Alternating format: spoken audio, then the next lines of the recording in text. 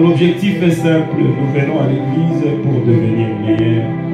Seigneur, ta parole nous rend meilleurs, Seigneur. Alors rends-nous meilleurs, Seigneur, encore une fois, exposés à ta présence, que nous puissions nous voir transformés à ton image. Nous nous abandonnons à toi, Seigneur. Ouais, ta parole encore une fois dans nos cœurs et prononce-la, Seigneur Jésus-Christ, et au travers de ton serviteur, en écartant du chemin. Nous te faisons confiance, Seigneur. Nous voulons lire la parole de la vérité, Seigneur. Frère, on a dit la parole de non peut faillir, mais ta parole ne faillit jamais, Seigneur. Et si en lisant cette parole, nous prions que la bénédiction qui est attachée soit notre partage. Au nom de Jésus-Christ, nous te prions. Amen. Que Dieu vous bénisse abondamment. Nous allons lire la Bible. Nous sommes en train de lire dans Matthieu chapitre 16.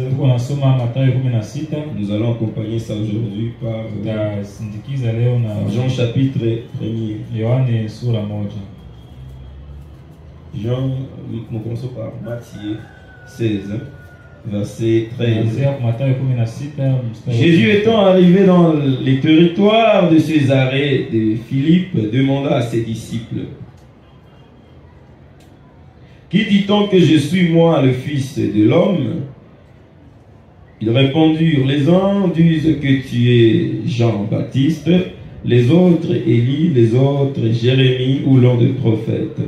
Et vous leur dit-il: qui dites-vous que je suis? Simon-Pierre répondit: tu es le Christ, le Fils du Dieu vivant.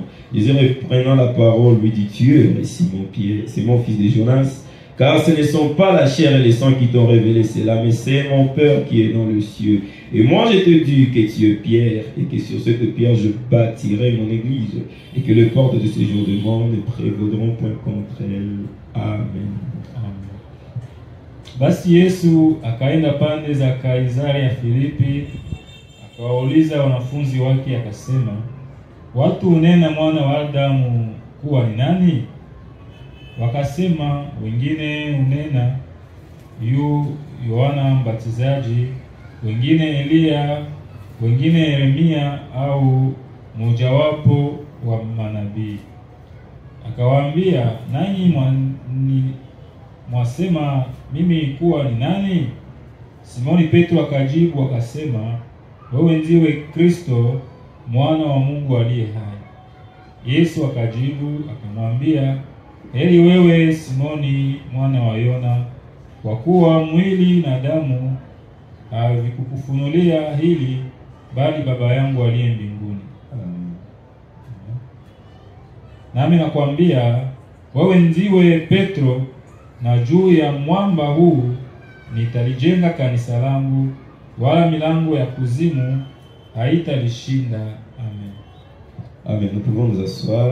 Naweza keti. Soyez bénis. Barikiwe. Soyez les bienvenus aussi. Na mkaribishwe pia. Sentez-vous à l'aise. Usikie Nous starehe. sommes dans notre sujet. Tuko ndani ya nakili Les yetu. 5 identifications Vitambulisho tano hakika de l'Église du Dieu na vivant. Mungu Nous avons parlé du premier point, tulizungumzia deuxième point. nukta ya kwanza na ya pili. Aujourd'hui, nous abordons le Leo troisième tutazungumzia ya tatu que nous avons commencé ce dimanche. ambayo tulianza Quel Jumapili. est le message de l'Église? Ujumbe wa kanisa ni gani? Nous avons déjà montré que l'Église, ce sont les appelés à sortir. C'est la Tulishaonyesha première kwamba des choses. kanisa ni walioitwa kutoka njo kitu ya kwanza. Et deuxièmement, nous avons montré que la tête de l'Église ou le chef de l'Église, c'est Christ Tukaonyesha lui-même. kwamba kichwa ya kanisa ni Kristo mwenyewe. C'est lui qui est le chef, Ni yeye mkubwa. c'est lui qui dirige l'Église, Ni yeye anayeongoza et c'est lui qui kanisa. a formé l'Église. Na ni yeye aliyeunda Il kanisa. est celui qui a commencé son Ni Église. yeye mwanzilishi wa kanisa Il lake. a commencé à la Pentecôte. Ilianza kwenye L'Église Pentecôte. a commencé par la puissance de Kanisa Dieu ilianza na uweza wa qui est Mungu venu d'en haut ambao ilikuja et toka qui a juu. oint ses disciples Na ikawapaka et qui en a wanafunzi rendu le témoin de na Christ. kuwafanya washuhuda wa Ils Kristo. n'étaient pas témoins parce qu'ils ont marché avec Hawakuwa Jésus. washuhuda sababu walitembea na Yesu.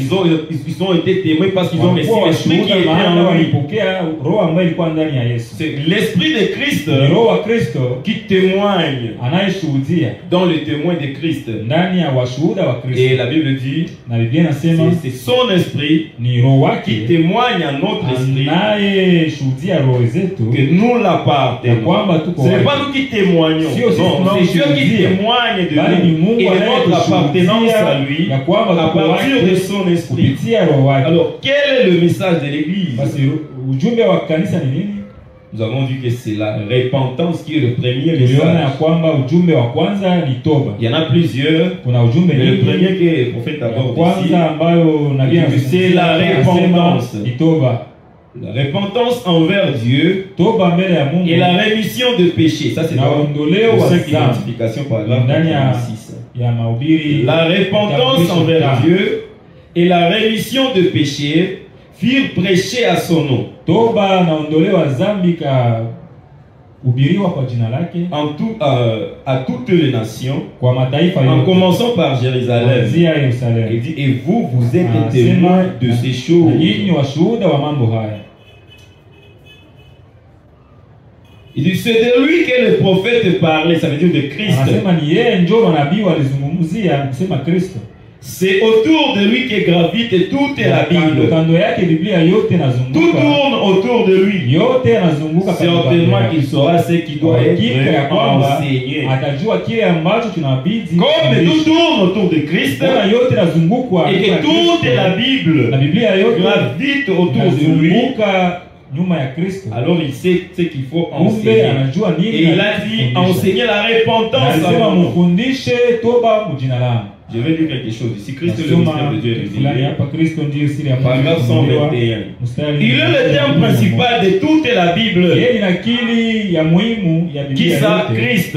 Nani ule Kristo? Si vous lisez la Bible Kama et unasoma que vous Biblia, ne voyez pas Christ dans chacun de ce ndani ya versets, kila msemo wa Biblia réalisez-la. soma kumbe Biblia. Si vous lisez la Bible Kama unasoma et que Biblia vous voyez autre chose na unaona kitu que Christ, kingine isipokuwa alors Kristo, réalisez encore. unasema soma upya. Voyez, si vous ne pouvez pas avoir Christ Kama umuone dans Kristo chaque verset de la ndani ya Bible, kila msemo wa alors Biblia, réalisez-la. unasema soma Parce tena que vous upya. avez manqué quelque Maana chose. umekosa kitu La fulani. Bible est Christ. Biblia ni Kristo. Il est la parole. Yeye ni neno. Quand vous lisez, au Unaposoma, commencement, mwanzo Dieu ni créa. Mungu Voilà Christ. akaumba. Tazameni Kristo.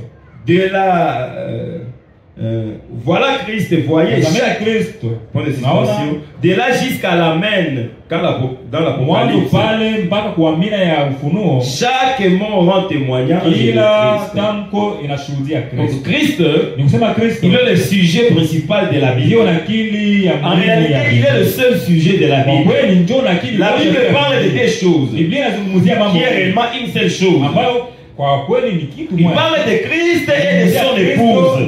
na bibi harusi wake. Mais l'époux et l'épouse, nous savons qu'ils sont Lakini, un. bwana harusi na bibi harusi tunajua kama ni. Alors la Bible Biblia parle d'une seule personne et c'est de Jésus-Christ. Dès la Genèse, on a prophétisé sa venue. Tous ceux qui ont connu Dieu dans l'Ancien Testament, ils ont espéré à la venue du Seigneur Jésus-Christ. Et ils ont espéré à cette venue-là. Et ils vivaient pour cette venue-là. Et ils prêchaient cette venue-là. Ils savaient que c'est bien lui qui est la solution aux problèmes qu'ils avaient. Le problème qui a commencé à Éden, à partir du péché d'Adam et Ève, c'est Christ qui était censé venir le réparer. Alors tous ceux qui ont reçu cette vision-là, ils ont soupiré à le voir, à le recevoir. Et vous voyez Daniel dans la Bible, il dit Seigneur, quelle sera l'issue de ces choses? Quand il a vu la venue du Christ comme étant la pierre qui descend de la montagne sans le secours d'aucun homme. Et en reçu la révélation, il voulait vivre ces moments. Et Dieu lui a dit, ceci n'est pas à toi.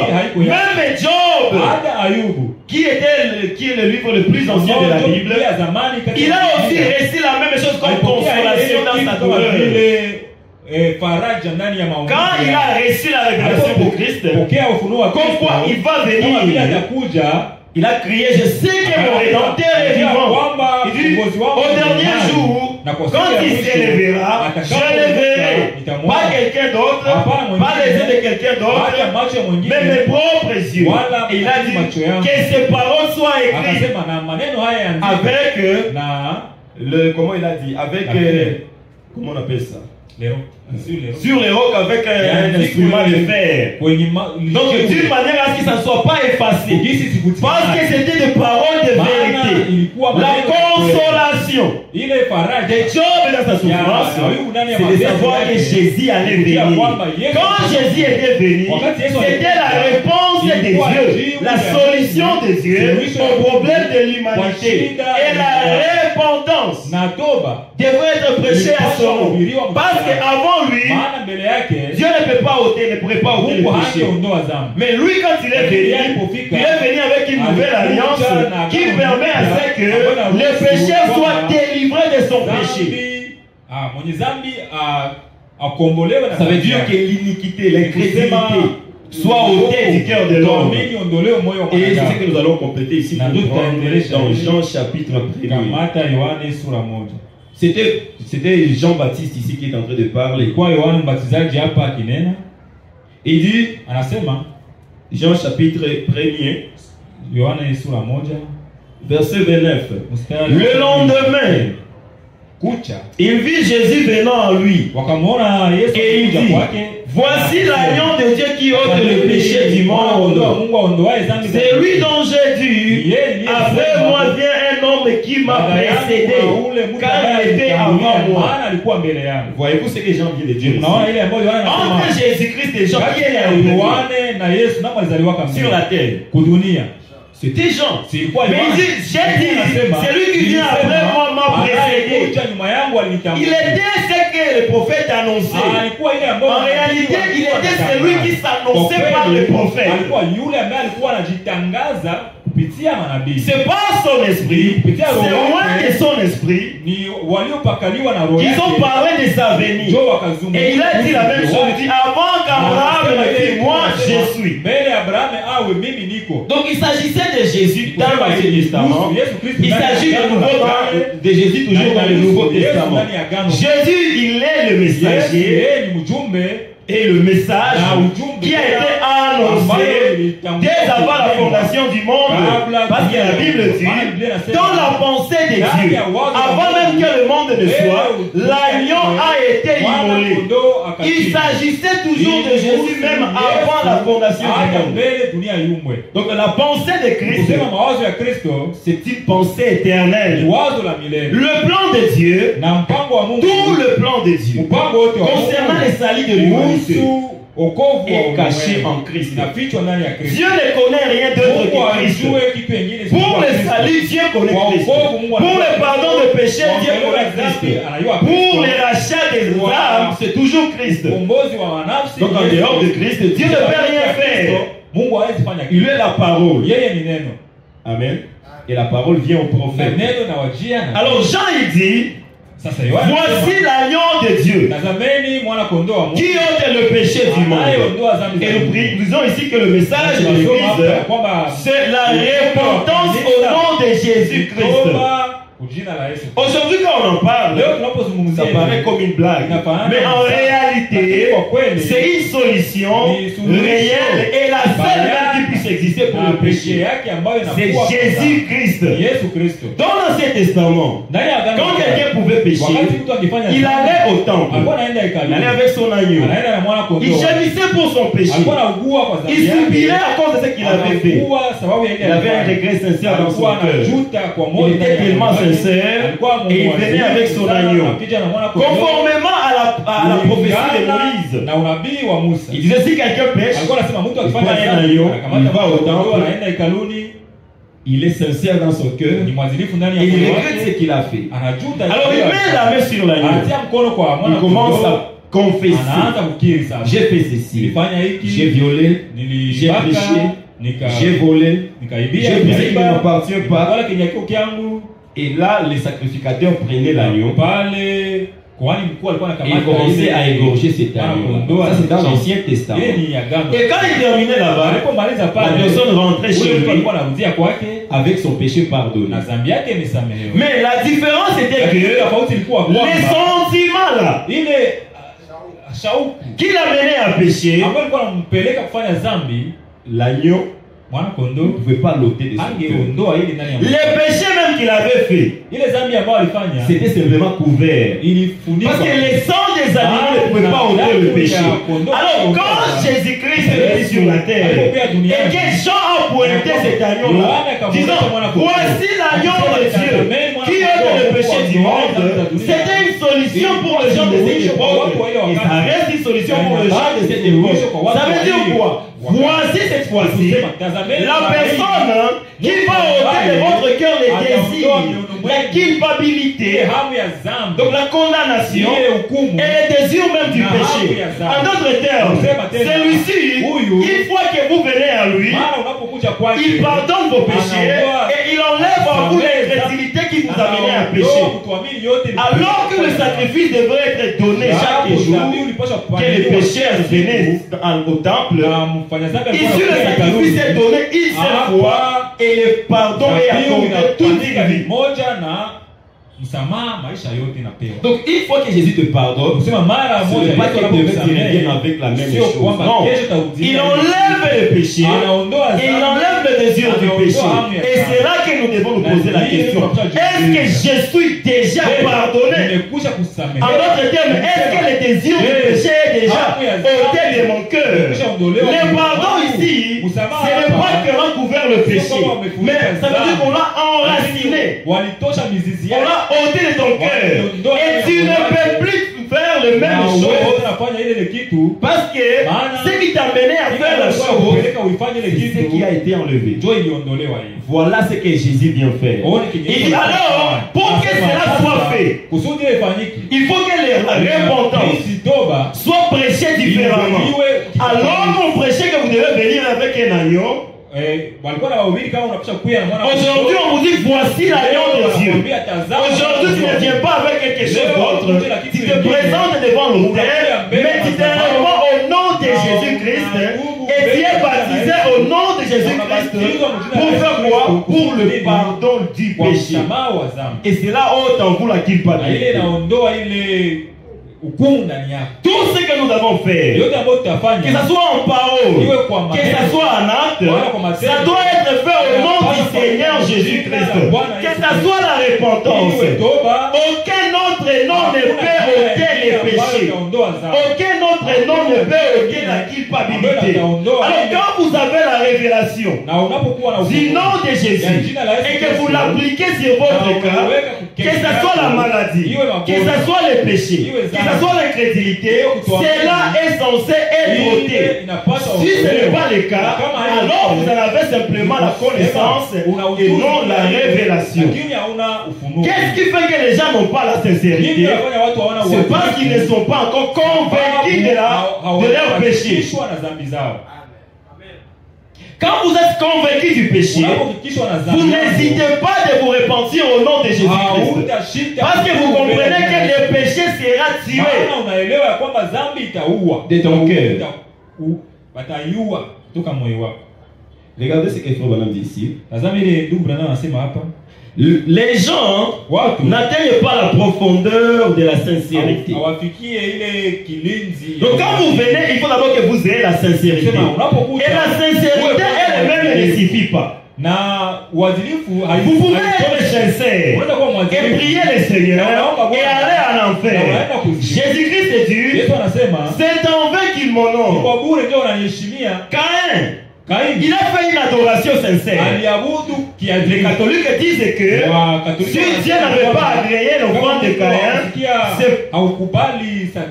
et les protestants quelquefois disent la même chose, c'est parce que Caïn avait offert des fruits qui étaient pourris. Mais c'est faux. La Bible dit qu'il a pris le meilleur de sa récolte. Le meilleur de sa récolte. C'est ce qu'il a choisi. Et il est venu adorer avec le meilleur fruit de sa récolte. Mais comme cela n'était pas conforme à la voie pourvue par Dieu à ce moment-là, Dieu ne pouvait pas agréer. Ce n'est pas la sincérité seulement qui compte, bien qu'elle est nécessaire. Vous pouvez être sincère, dévoué, consacré, courageux, il faut être dans le vrai. Ce qui fit la différence entre Caïn et Abel, ce n'était pas leur sincérité, mais la révélation plus la sincérité. Ils étaient tous sincères, mais ils n'avaient pas tous la révélation.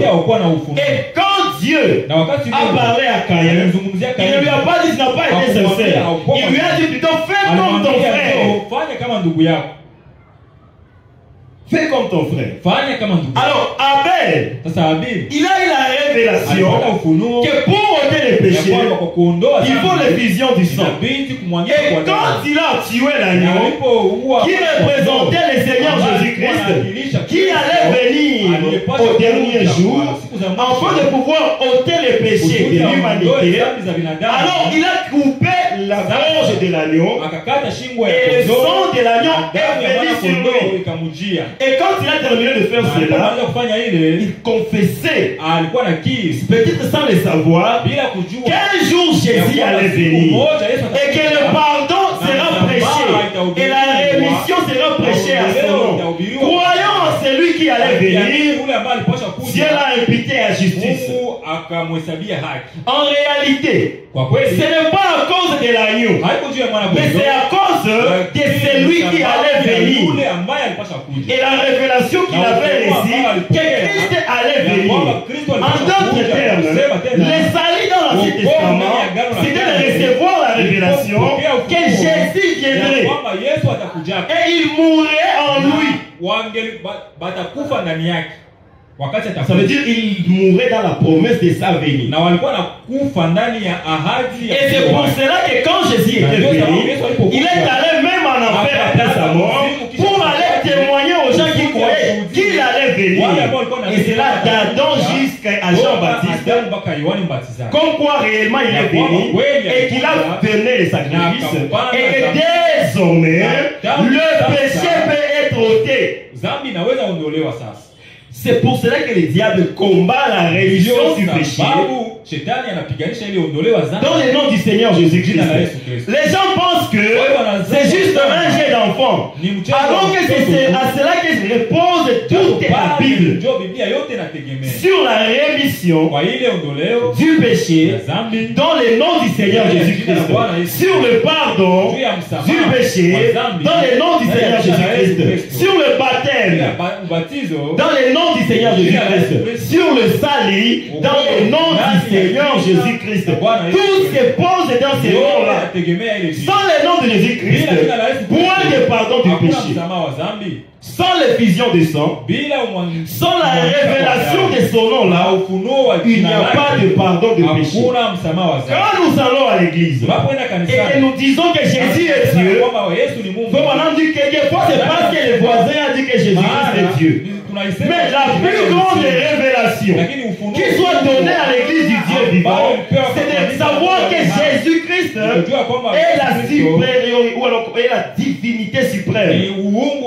Ça veut dire quoi? Ça veut dire qu'il n'y a pas un autre nom, il n'y a pas un autre Dieu en dehors du Seigneur Jésus-Christ. Et quand vous en recevez la révélation, ce n'est pas une connaissance, mais c'est une puissance. Et il dit, la foi qui triomphe du monde, la puissance qui triomphe du monde, c'est cela notre foi. Quand vous recevez la foi, en réalité, c'est que vous recevez la révélation directe venant de Dieu, comme Pierre ici. Comme Pierre. Pierre dit, Jésus-Christ dit à Pierre, ce n'est pas le sang. Ce n'est pas la chair qui t'ont révélé cela, mais c'est mon Père qui t'a révélé cela. Et vous ne pouvez pas être sincère à moins que vous ne puissiez avoir une compréhension claire d'abord des choses. Vous ne pouvez pas être baptisé au nom de Jésus-Christ pour avoir la rémission du péché, à moins d'en recevoir d'abord la révélation. Comprendre qu'en réalité, ce nom-là, c'est le nom de Dieu lui-même. Ce n'est pas le nom d'un enfant de Dieu, mais c'est le nom de Dieu lui-même. Il dit, je suis venu au nom de mon Père, pas à son propre nom. Il dit, d'autres après viendront à leur propre nom. Et vous allez les recevoir. Mais moi, je ne suis pas venu comme les autres qui m'ont précédé. Moïse est venu à son propre nom. Il s'appelait Moïse. C'était un nom humain. Mais ici, il s'agit des noms de Dieu dans la chair humaine. Remarquez une chose. Avant que Jésus ne vienne, tous ceux qui priaient, ils priaient le Dieu de leur Père. Le Dieu de leur Père. Le Dieu de Jacob. Et quand il s'est présenté aux gens, il disait, voici, je suis le Dieu de Jacob, je suis le Dieu d'Abraham et le Dieu d'Isaac. Mais si vous remarquez, dans le Nouveau Testament, ce langage s'est arrêté. Parce que Dieu n'a plus besoin de s'associer à un autre nom, étant donné que son propre nom est déjà révélé.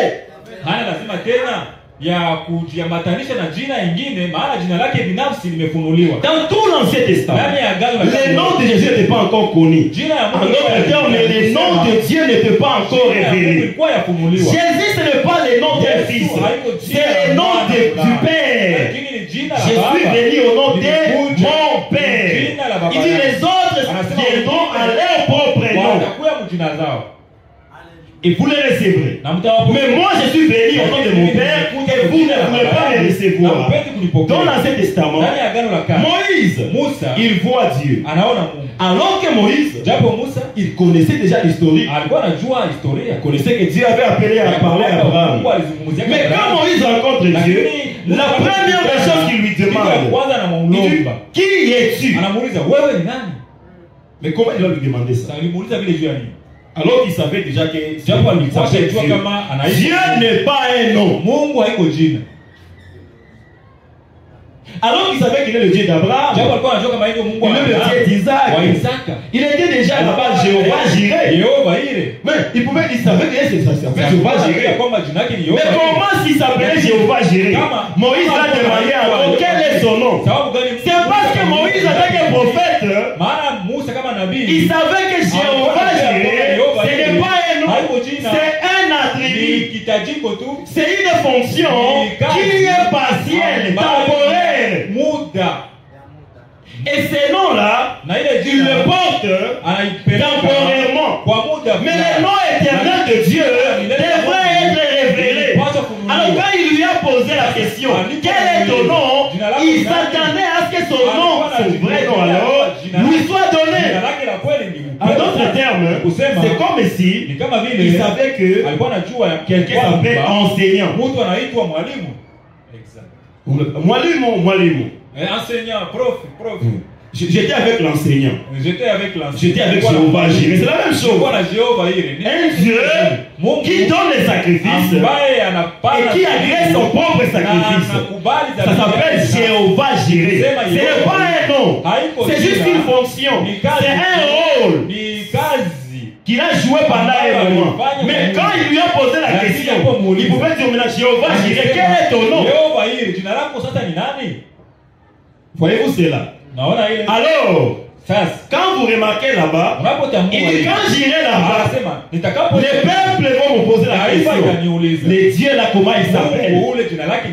Ils pouvaient dire, il s'appelle Jéhovah Jireh. Il s'appelle les dieux de Jacob, les dieux d'Abraham, les dieux d'Isaac. Mais les enfants de Dieu savaient que chaque fois que Dieu s'est révélé, il donnait un nouveau attribut par rapport au rôle qu'il va accomplir. Alors Moïse savait que le nom de Dieu, ce n'était pas Jéhovah Jireh. Et regardez le père de Samson. C'est le père de Samson. Quand il le voit aussi, il lui dit mais qui est, comment tu t'appelles? Il n'a pas dit je suis Jéhovah Jireh. Il n'a pas dit je m'appelle Jésus. Il a dit je suis merveilleux. Mais comment il est en train de changer chaque fois qu'on lui pose la question? Il ne donne pas la même chose qu'il avait donné autrefois. Et dans tout l'Ancien Testament, chaque fois que quelqu'un croisait Dieu, Dieu se révélait différemment à lui. Mais quand le Nouveau Testament arrive, Jésus-Christ vient. Il est présenté par Jean-Baptiste comme étant l'agneau qui ôte le péché du monde. Les noms ne plus changés. Et Frère Branham nous dit que le nom de Jésus-Christ, c'est le nom éternel de Dieu. Dieu ne peut pas changer ces noms-là parce qu'il n'a pas des noms. L'identité de Dieu a été manifeste en Christ. Et il dit, je suis l'empreinte, le Fils était l'empreinte de sa personne. Il était l'image de Dieu invisible. Et le nom de Jésus-Christ donné à l'humanité était la puissance révélée pour dominer le monde et toutes les choses du monde. Alors ça doit être juste une révélation. C'est différent de dire Jésus parce que tu as entendu dire Jésus et de dire Jésus parce qu'il s'est révélé à toi. Et la Bible dit clairement, personne ne peut dire que Jésus est Seigneur si ce n'est par l'Esprit de Christ. En d'autres termes, c'est le Saint-Esprit qui doit se révéler à toi et te dire Jésus est Seigneur. Et quand le Saint-Esprit se révèle à toi et te dit Jésus est Seigneur et tu étais malade et tu dis Amen, il est Seigneur, tu es automatiquement guéri. En dehors de cela, ta maladie demeure. Tu ne peux pas comprendre que Jésus est Seigneur et demeurer péché. C'est impossible. Tu peux entendre Dieu, mais quand tu vas comprendre cela, automatiquement, la vie de péché est changée. On ne peut pas appliquer à quelqu'un le nom de Jésus-Christ, c'est-à-dire par le baptême, et demeurer péché. C'est impossible. Quand vous êtes baptisé au nom de Jésus-Christ, par révélation, normalement quelque chose doit se passer. Et c'est là que le prophète nous dit, il dit, tu ne peux pas confesser tes péchés et aller te faire baptiser au nom de Jésus-Christ et que Dieu ne puisse pas te donner le Saint-Esprit. Il dit c'est impossible. Pourquoi? Quand vous en avez la révélation, Jésus-Christ a dit, il sera obligé de vous sauver. Mais avant d'être sincèrement, donc profondément persuadé, tu ne peux pas être sincère. Les mêmes, je vais vous laisser ça ici. Donc, il prend soin de vous. Il dit, à moins d'être profondément sincère, et vous ne pouvez pas être sincère si vous ne comprenez pas clairement. Tu ne peux pas être sincère. À moins de comprendre clairement. Jésus, il faut qu'il soit une compréhension claire. Pas d'hésitation. Pas de supposition. C'est tellement clair que c'est impossible que ça ne marche pas. Et c'est ça qui fait que les gens sont prudents. Ils sont prudents dans les affaires de Christ. Ça veut dire, si tu lui donnes une promesse de la Bible, il est prudent. Non, je ne peux pas dire que ça va s'accomplir, peut-être que ça ne va pas s'accomplir. Cette prudence-là, c'est une manque de confiance et une compréhension qui n'est pas encore claire. Parce que si tu comprends que si tu imposes les mains aux malades, ils seront guéris, tu ne peux pas hésiter de le faire. Parce que c'est clair pour toi et il n'y a pas une autre alternative à moins que la malade puisse se guérir. Il n'y a pas une autre alternative. Quand tu comprends qu'en demandant pardon au nom de Jésus-Christ, tes péchés seront pardonnés et la culpabilité sera ôtée, quand tu vas le faire, il n'y a pas une autre alternative à moins que tu ne sois pardonné. Et tu ne peux pas être sincère avant que la chose ne soit sincèrement claire, profondément claire. Est-ce que Jésus-Christ est Dieu? Il faut que ça soit clair pour toi. Assez clair que quand tu cries Jésus, les démons doivent partir. C'est tellement clair, c'est tellement sincère, c'est tellement évident qu'il n'y a pas une autre alternative que celle que Dieu a dit. Si Dieu a dit, ça règle la question. Ça veut dire c'est clair pour toi que Dieu ne ment jamais. C'est clair pour toi que la parole est la vérité. Si Dieu t'a parlé, tu agiras sur base de sa parole. À moins que tu doutes que Dieu ne t'ait pas parlé. Et Dieu, il est la parole. Quand la parole est prononcée et que c'est clair, ça doit marcher. Ça doit marcher. Parce que la parole est la vérité. À moins d'être profondément sincère. Et vous ne pouvez pas être sincère si vous ne comprenez pas clairement. Et si vous présumez, ou vous devinez, ou vous espérez que ça sera ainsi. La foi, ce n'est pas l'espérance. La foi, c'est la certitude. La parole de Dieu ne devrait pas être un sujet d'espérance, mais de foi. J'espère que Dieu le fera. Je crois que Dieu le fera. Ce n'est pas la même chose. Les gens, quand ils disent c'est par la foi, frère, kwa imani tout, frère. Et voilà, si tu as chié, kwa imani tout. Je ne sais pas comment on va vivre, bon, par la foi. Et voilà, vraiment, les écarts, mais kwa imani, bon, c'est pas possible. On dirait, ça veut dire, bon.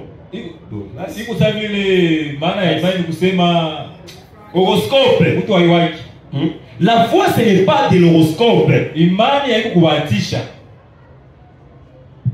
Je répète, la foi, ce n'est pas de l'horoscope. Quand on dit que quelqu'un qui parle la foi, ça veut dire c'est encore plus sûr que s'il avait une assurance humaine. Parce que si tu dis que c'est par la foi, par la révélation, nous savons que la révélation c'est la foi c'est la révélation. Par la révélation, ça veut dire impossible que ça n'échoue. Si tu parles la foi, j'ai vérifié. En d'autres termes, tu ne peux pas échouer parce que c'est par la foi. Mais aujourd'hui, les gens disent par la foi, quand ils pensent que c'est risqué. Kwa imani nasema nikiweza hii mwaka si j'ai réussi cette année, donc c'est pas la foi. Unasikia pale kuna doute sema vitawezekana shindwe. Na kisha nikamwambia kama frère, c'est quoi mnaweka kama na après quand il va c'est pas ça la foi, c'est pas ça la foi. Haiko ndio imani ile. La foi c'est une révélation. La révélation, la première ici, c'est de comprendre d'abord parce que tout ce que tu vas recevoir par la foi, tu le recevras au nom du Seigneur Jésus-Christ. Alors le nom de Jésus-Christ, la Bible dit c'est une tour forte. Et les justes font quoi? Ils vont s'y réfugier. Donc quand ils ont des problèmes, ils ont un repère. Ou alors ils ont une tour. Ils ont un endroit de refuge. Et cet endroit de refuge, on l'appelle le nom de Jésus. Quand ils ne savent pas comment s'y prendre, ils vont dans un endroit où tout est possible à celui qui croit. Et c'est ça la foi réelle dans le lien céleste en Christ. La position d'un croyant, c'est dans le lien céleste en Christ. Une tour forte où le juste se réfugie. Alors, arrêtez d'utiliser le nom de Jésus-Christ comme quelque chose à la légère. Ou alors cherchez d'abord d'en avoir la révélation. Alors commencez à l'utiliser. Au nom de Jésus-Christ. Quand tu dis cela, et tu as la révélation, en d'autres termes, tu as utilisé l'arme la plus puissante.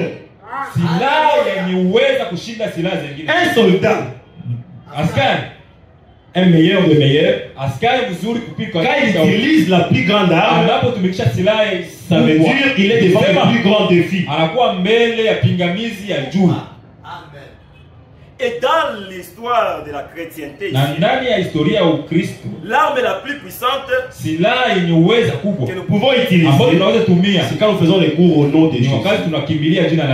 Alors quand on dit à quelqu'un, va te réfugier dans le nom de Jésus, ça veut dire s'il est là et qu'il échoue là-bas, donc il n'y a plus de réussite.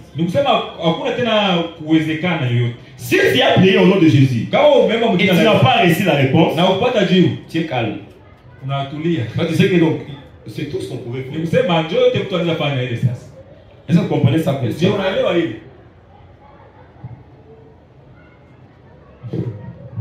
Donc le nom de Jésus-Christ,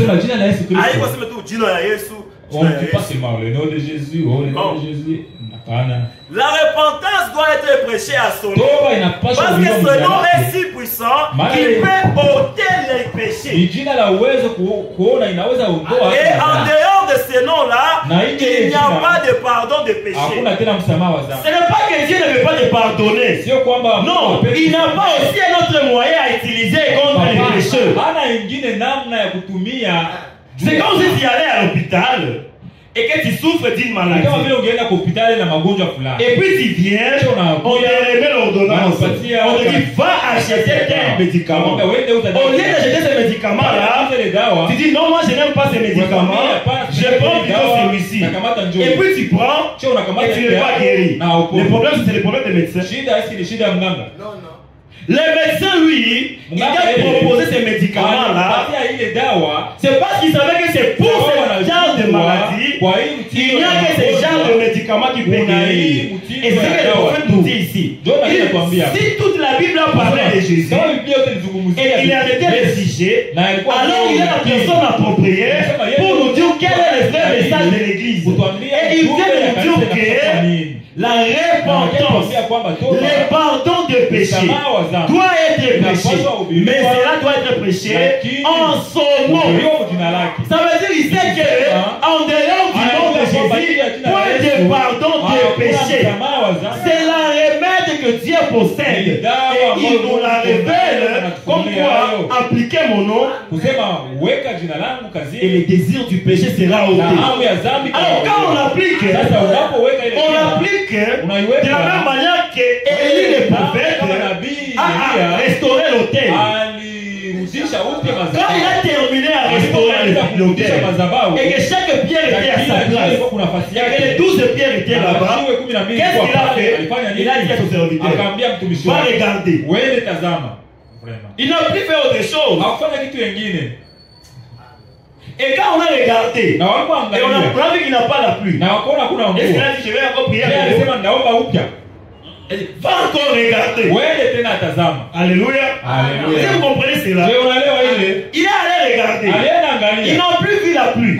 Il a retourné encore. Il n'y a pas de pluie. On n'a pas prié à nouveau. En d'autres termes, l'absolu était que l'autel soit rétabli. Et quand Élie avait terminé de rétablir l'autel, il ne pouvait rien ajouter à cela. Et quand un chrétien a cité le nom de Jésus, il a le droit de parler comme Élie. Va regarder. Et s'il sait où il se tient, et il a la révélation du nom de Jésus, Jésus, quand on va lui dire il n'y a rien, il ne va pas dire prier encore. Il dira comme Élie, va regarder encore. Pourquoi? Parce que frère Branham est clair à ce sujet. Si tu as dit, si tu as fait, c'est que Dieu t'a dit de faire. Si tu as retourné chaque prière, et tu as regardé que tout est à l'ordre, et que tu as prié au nom de Jésus, à ce moment-là, soyez certain de Dieu. Il ne te dit pas aller gêner. Ce n'est pas à cause des gènes que les péchés seront ôtés. C'est à cause de la foi dans l'âme que tu as posé. En d'autres termes, quand tu demandes pardon au nom de Jésus et que tu vas voir te faire baptiser au nom de Jésus, tu as le droit de te mettre à genoux et de dire Seigneur, c'est fini. Mais il faut que tu en aies la révélation pour savoir que ce n'est pas un jeu d'enfant, c'est une ordonnance divine et Dieu surveille sa parole. Dieu fait sur sa parole.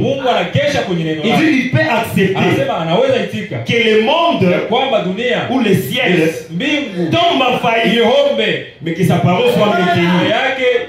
Le ciel et la terre passeront. J'aimerais que les gens aiment la parole plus qu'ils aiment le ciel.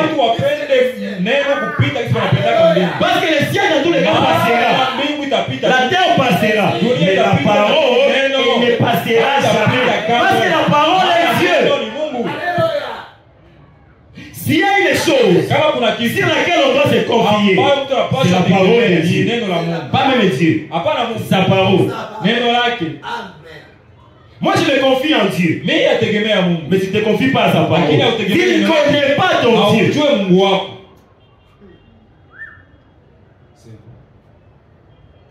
David dit dans le psaume, il dit, je me confie en ta parole.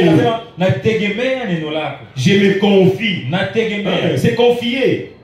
Pas espérer. C'est confier. Mais vous comprenez le français, comment c'est différent?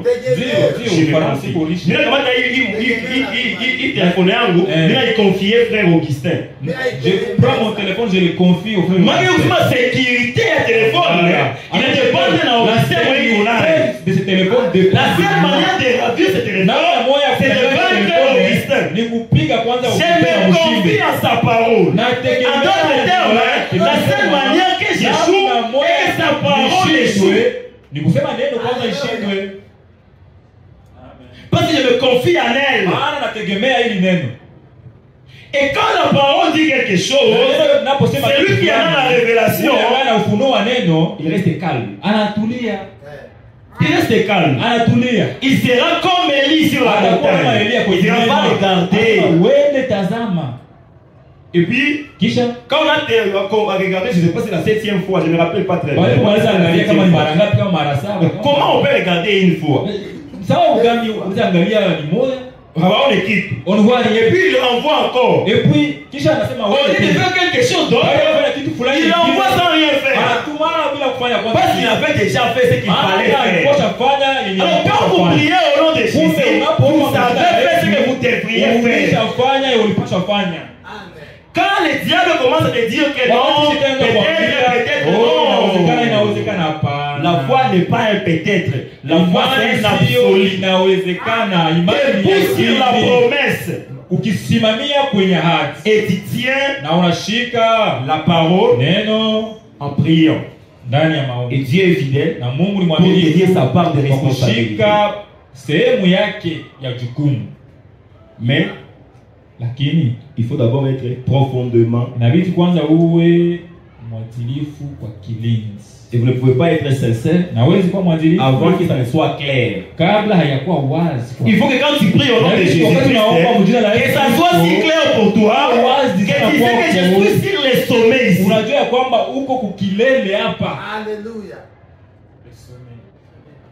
Donc je ne peux pas faire mieux que ça. Il faut que quand tu demandes pardon au nom de Jésus, que tu sois sûr que je suis sur les sommets ici. Pas une autre manière de recevoir le pardon de mon péché. Il faut que quand tu te fasses baptiser au nom de Jésus-Christ, bien sûr je suis sur les sommets ici. Point de salut en dehors de ce que je fais ici. quand il y en a l'assurance, il y en verra les résultats. Il faut que ça soit clair. Profondément clair. Tu seras sincère. Quand tu parles, ça doit être clair pour toi. Parce que c'est écrit dans la parole. Tout ce que tu vas faire en parole, en acte, tu vas le faire selon la Bible, en son nom. Si je parle à l'église, j'irai au nom de Jésus. Et si je vais au nom de Jésus, je sais que je ne peux pas faire mieux que ça. Jésus dit que ne pouvez pas faire quelque chose au nom de Jésus-Christ. Ne le faites pas. Mais si vous pouvez le faire au nom de Jésus-Christ, rassurez-vous. Vous avez fait la meilleure des choses. Parce que Dieu, quand il a révélé ses noms, il s'attendait à ce que il reste calme maintenant.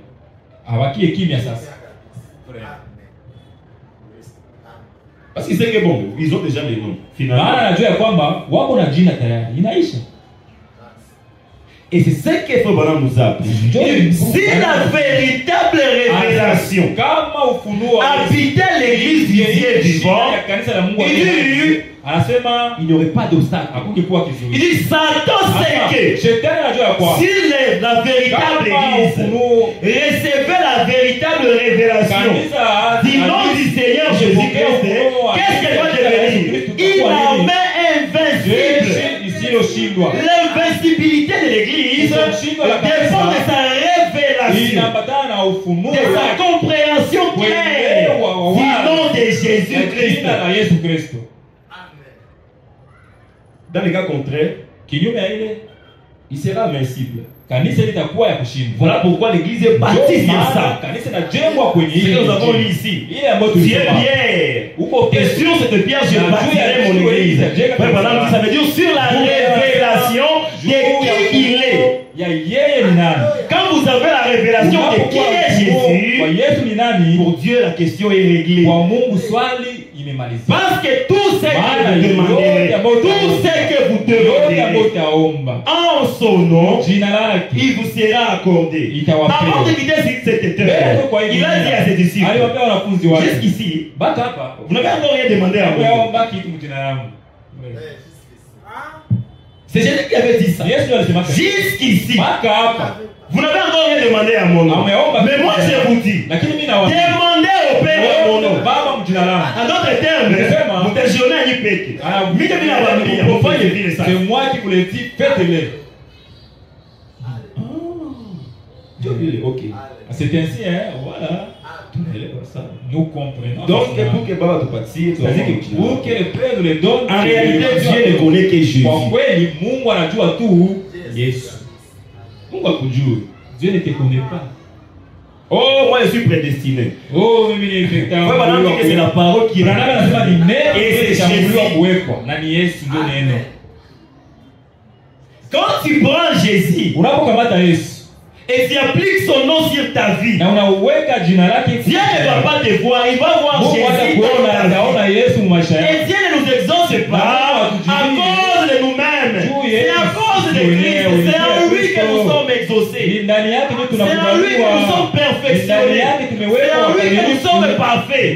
Voilà pourquoi Jésus-Christ, son nom doit être prêché.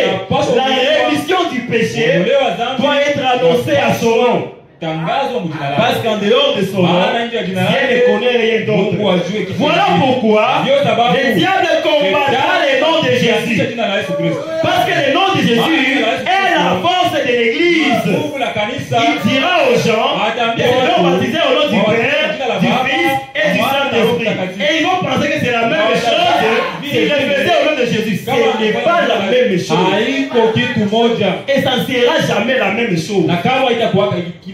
S'il a dit au nom de Jésus-Christ, il voulait dire au nom du Seigneur Jésus-Christ. Faites ce qu'il a dit.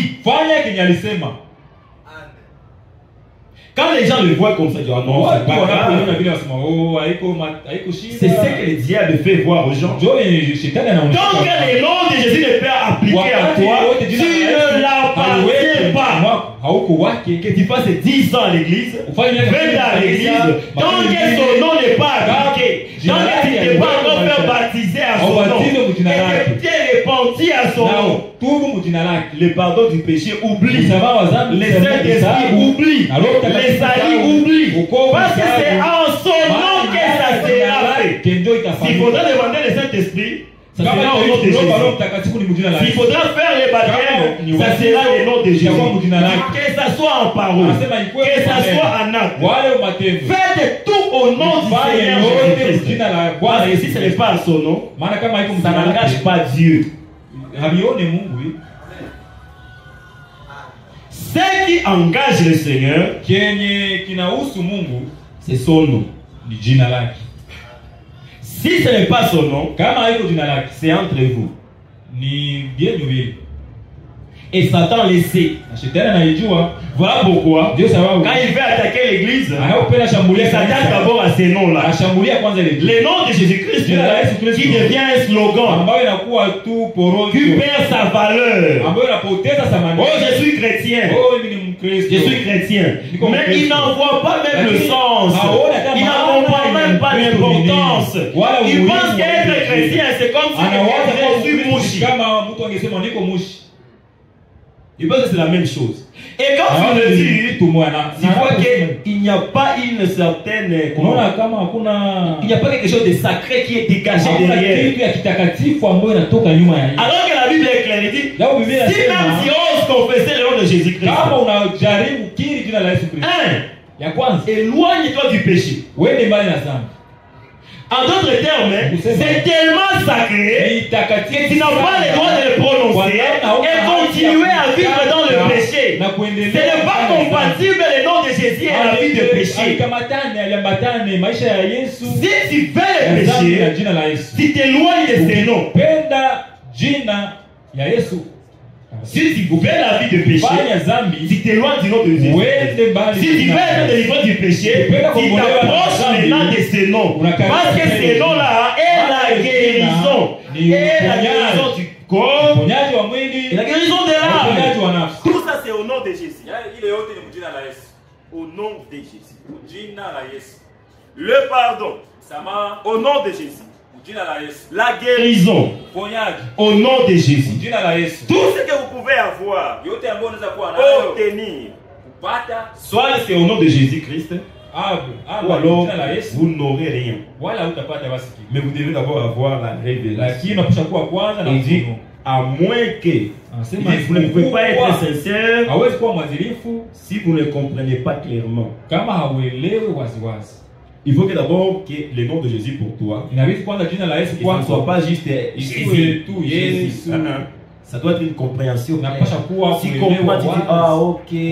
Donc Dieu, dans son plan, il cachait ce nom à cause du caractère sacré de ce nom. Il ne voulait pas que ce nom soit prononcé avant que le péché de l'humanité ne soit ôté.